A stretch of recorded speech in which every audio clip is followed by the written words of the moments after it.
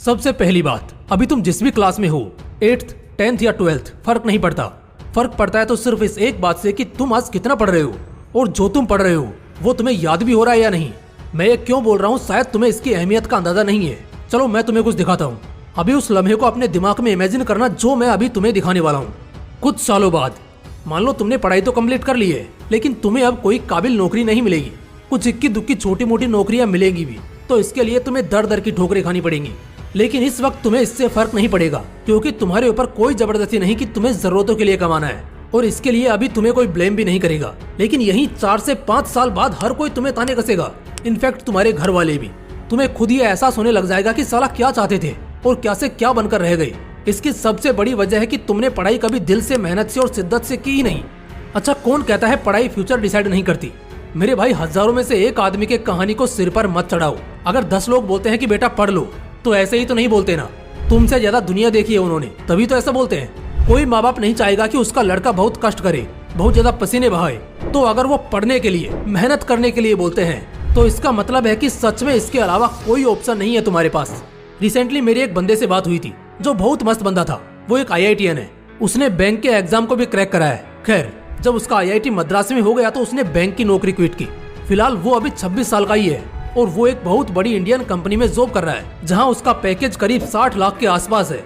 उसने कई और भी स्किल्स में मास्टरी कर रखी है, जैसे machine learning, product managing, data science. और आज वो बंदा अपनी जॉब से इतना कमा रहा है जितना बहुत से लोग धंधे से कमाने की ख्वाहिश करते हैं। मैंने उस बंदे से पूछा कि भाई तुमने क्रैक कैसे किया, मतलब तुम कैसे पढ़ते थे, कितना घंटा पढ़ते थे और तुम्हारा क्या शेड्यूल था उस दौरान।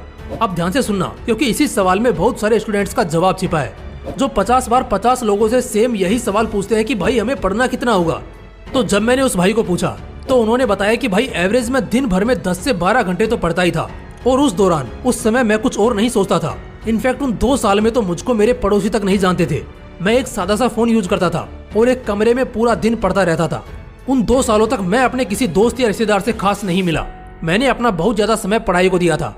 दोस्तों, इस जवाब को सुनने के बाद आप सभी को भी आपके अपने जवाब मिल गए होंगे कि भाई साहब, अगर सच में कुछ बड़ा फोड़ना है ना, तो ताबड़तोड़ पढ़ाई की लड़ाई तो लड़नी होगी बॉस।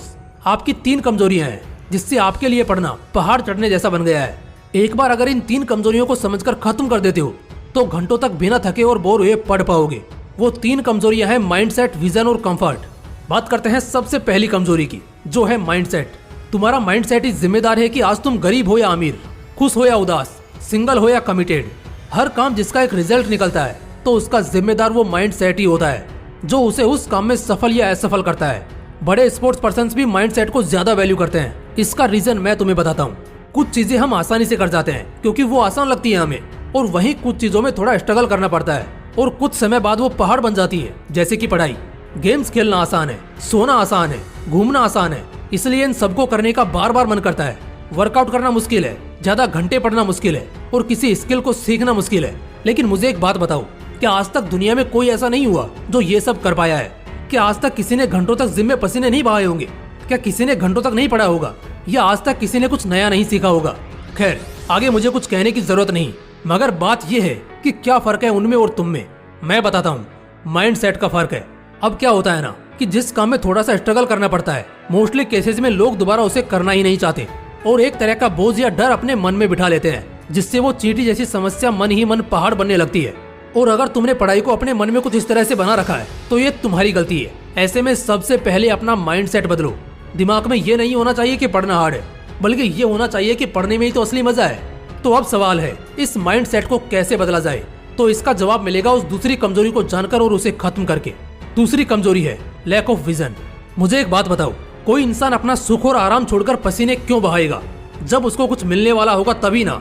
इंसान नौकरी करता है क्योंकि उसको पैसे मिलने वाले होते हैं। एक मजदूर अगर मजदूरी करता है तो सिर्फ इसलिए क्योंकि 12 घंटे की कड़ी धूप के बाद शाम को उसके उस दिन की दिहाड़ी मिलेगी। ठीक उसी तरह एक स्टूडेंट भी तभी जी तोड़ मेहनत करेगा ना, जब उसको कुछ हासिल होने वाला होगा, कुछ ऐसा जिसके बाद वो खुशी से पागल हो जाए। हर वक्त माँ बाप बच्चों को बोलते रहते हैं, तू पढ़ता क्यों नहीं है, पढ़ाई करने बैठ, खूब पढ़ाई कर, 4 घंटे रोज पढ़, 7 घंटे रोज पढ़। लेकिन भाई पढ़ना क्यों है? जब दिमाग में एक विजन होगा ना, तो पढ़ाई करनी नहीं पड़ेगी, बल्कि वो खुद ब खुद होगी। 80% से भी ज्यादा स्टूडेंट्स आज बिना किसी विजन के पढ़ते हैं, सिर्फ इसलिए क्योंकि उन्हें पढ़ने को बोला जाता है। और ये बात मैं नहीं, खुद एजुकेशनल सर्वे बताती है। तो अगर तुमको पता ही नहीं होगा कि पढ़कर तुम्हें क्या हासिल होगा तो मेहनत कहाँ से होगी। इसलिए ताबड़तोड़ मेहनत करने से पहले एक विजन सेट कर लो दिमाग में। वो कुछ भी हो सकता है, IAS, IPS, CA, bank, income tax department. किसी भी कंपटीशन को क्रैक करना, वो भी दिल से, कोई जबरदस्ती से नहीं। वही करना जिसमें ऐसा लगे कि साला दिल से करने का मन है। वो एक विजन चुनो, उसके बाद देखते हैं पढ़ाई कैसे नहीं होगी। अगर 4 सादा रोटी बिना किसी सब्जी, अचार या दही के परोस कर रख दो ना, सिर्फ सादा, वो 4-5 रोटी आपको खानी है ऐसे ही, तो तुम्हें उन रोटियों को खत्म करने में 1 घंटा लग जाएगा, क्योंकि तुम मन मारकर धीरे धीरे अंदर से घुटते हुए खाते रहोगे। लेकिन वहीं अगर साथ में तुम्हारे पसंद की सब्जी, दही या छोले मिल जाएं, तो वो 4 रोटी कब खत्म हो जाएगी शायद तुम्हें खुद भी पता नहीं चलेगा। और हो सकता है 2-4 तुम ज्यादा ही ले लो। कहने का क्या मतलब है, समझ चुके होंगे। अगर एक विजन होगा तो दिमाग उस चीज को पाने का लालची होगा, और फिर चाहे पहाड़ जैसा संघर्ष ही क्यों ना हो, आपके लिए उसे करना कोई बड़ी बात नहीं है। एक आखिरी कमजोरी है कंफर्ट। लिख कर देता हूँ, इन 3 कमजोरियों को मिटा लो तो मेरे भाई तुम्हारी किस्मत ऐसे ही लाजवाब हो जाएगी। बात करते हैं इस तीसरे पॉइंट की। तो देखो, असल में हुआ कुछ तुम्हारे साथ ऐसा है कि पिछले कुछ टाइम के अंदर तुमने अपने बॉडी को, अपने माइंड को इतनी ज्यादा कंफर्ट की आदत लगा दी है ना कि भाई साहब अब चाहकर भी तुमसे मेहनत नहीं होती। तो यहाँ से करना एकदम सिंपल है। धीरे धीरे यहाँ से अपने डेली लाइफ के जो भी अननेसेसरी कंफर्ट्स हैं उन्हें घटाते जाओ। जो बेसिक है जैसे बेड, अच्छा खाना, सोफा, फर्नीचर, ये तो ठीक है, मगर वो जैसे स्मार्टफोन का कंफर्ट एक्सेस, दोस्तों के साथ पार्टी करना, दिन रात बेवजह बिस्तर पर पड़े रहना या फालतू बैठे रहना, इस तरह के कई कंफर्ट्स ऐसे हैं जो तुम्हारे मेहनत में दीमक बनने का काम कर रहे हैं। इन कंफर्ट्स को हटा दो।